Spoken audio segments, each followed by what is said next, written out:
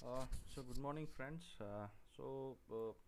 If you have gone through the first two videos on mass structure, so today we are going to discuss. I mean, this is the third video from for the fifth module. So in this video, we are going to start with disk structure. So disk drives are addressed as large one-dimensional arrays of logical blocks. So we have to understand disk drives are addressed as a large one-dimensional array. Okay, we know what is a one-dimensional array, right?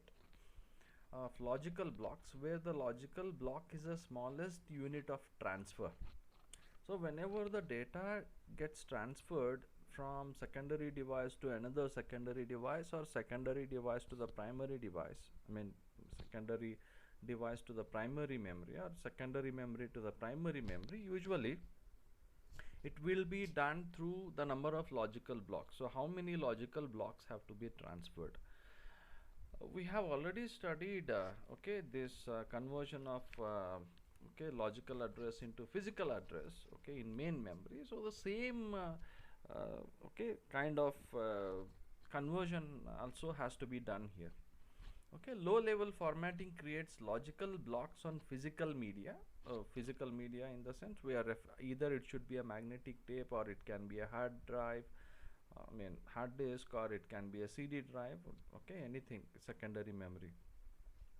The one dimensional array of logical blocks is mapped onto the sectors of the disk sequentially. So we have to remember. So here we need to map the logical blocks into physical blocks. Okay, so how exactly it will be done? So we know what is a logical okay, we know what is the difference between logical address and physical address. So whatever process okay, it generates always the logical address and not the physical address. No way the process, I mean user process, knows what is a physical address of any particular program or any particular application or any particular variable. Okay, it doesn't know anything, it only generates the logical address. Then MMU, in case of main memory, and MMU, that is main memory what is that, memory management unit, converts that physical address into logical address into physical address. So here in respect to the disks, okay, so this one dimensional array of logical blocks, we have to map it to the sectors. We know what is a sector. Okay, the disk will have I think we have already discussed this. Yeah, so this is these are called as platters. So if you look here, there in this diagram there are three platters. So the surface of a platter is divided into concentric rings, and those are called as what is that, tracks. Again, each track is divided into number of sectors. Okay, so generally one sector will be of 512 bytes. Okay, one sector will be of 512 bytes. So you can see here some dark, so this is one sector, this is second sector, third sector. So okay, so sector 0 is the first sector of the first track on the outermost cylinder. So first sector would be, so if you go on dividing this into different cylinders like this, so the first sector would start from here somewhere. Okay, here, I hope you are understanding me. Yeah, so sector 0 is the first sector of the first track on the outermost cylinder.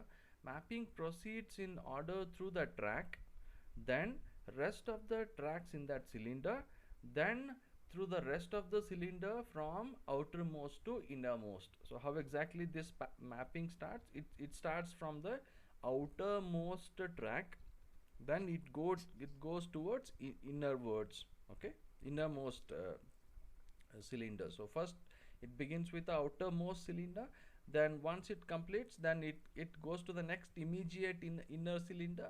Once it completes, then the next immediate inner cylinder, like that it goes to the, okay, from here to here. Okay, it starts from, so this numbering starts from here.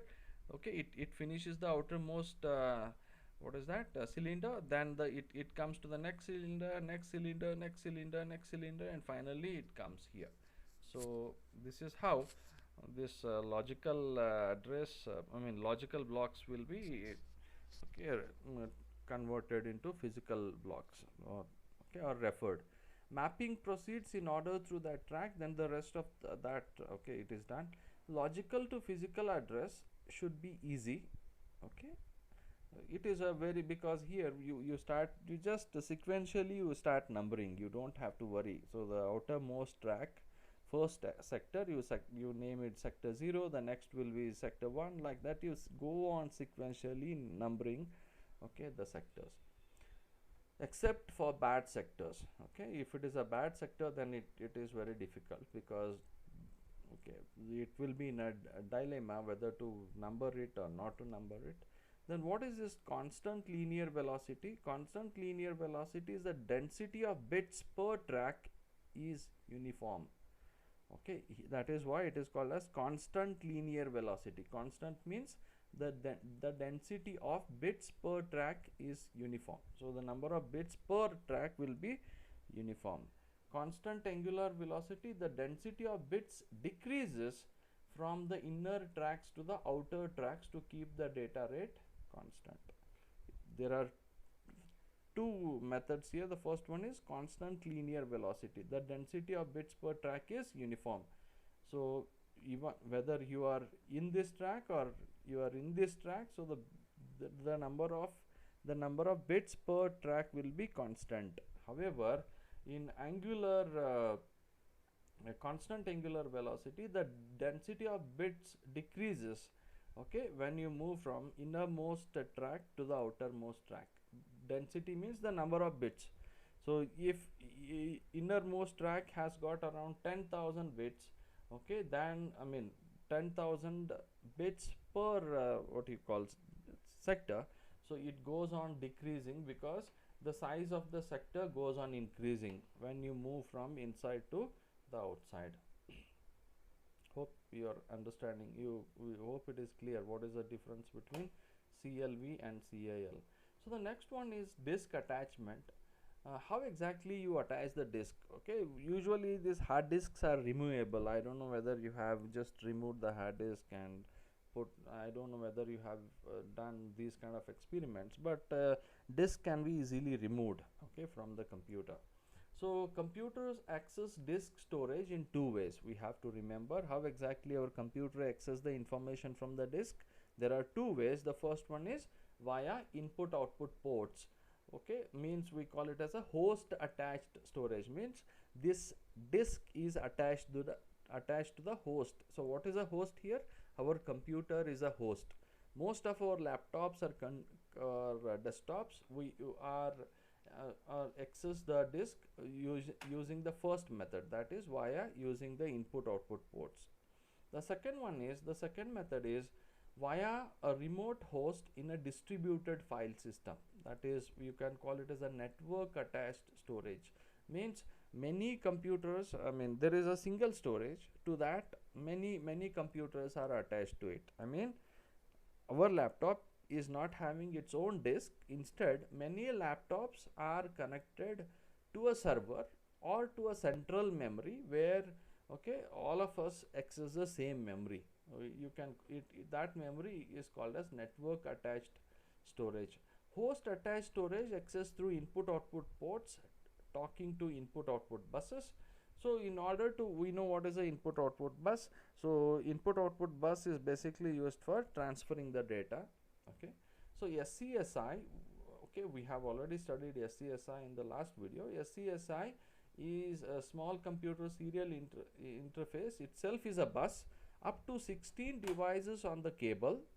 Okay, on a single SCSI device, I mean on a single SCSI cable, you can connect 16 devices. Okay, you can connect up to 16 devices. You can see here single SCSI bus. So there is a device controller here, there is a device controller, there is a SIS device controller. So this is a single bus. However, hard disk is connected, printer is connected, CD-ROM is connected. Then every device, I mean this is a device controller of SCSI bus. Again, each of these devices will have their own device controllers. Then this bus is connected to host adapter. We are seeing this host adapter. So this blue chip is basically a host adapter. Then this host adapter is connected to a computer, I mean our computer. You can see here, so this is a CD drive. Okay, so again this is a internal bus. Okay, so from here to here, okay, from SCSI host controller, the data transfers through internal bus. From here it transfers through external bus.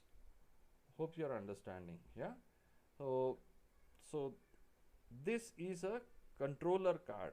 Okay, so SCSI itself is a bus up to 16 devices on one cable. SCSI initiator requests operation and SCSI targets perform the task. So SCSI initiates, requests the operation. For example, this hard disk wants some information from the computer, or it wants to transfer some data to the computer. Then what is this? The SCSI initiator requests the operation, and there is one more hardware, it is called as SCSI target here, so it completes the action. Each target can have up to 8 logical units. I mean logical units in the sense disk attached to device controller. Okay, so each target can have up to 8 logical units, means 8 disks attached to the device controller. So means hard disk can be divided into 8 logical units. You can make 8 components. I mean, for example, C drive, D drive, E drive, something like that.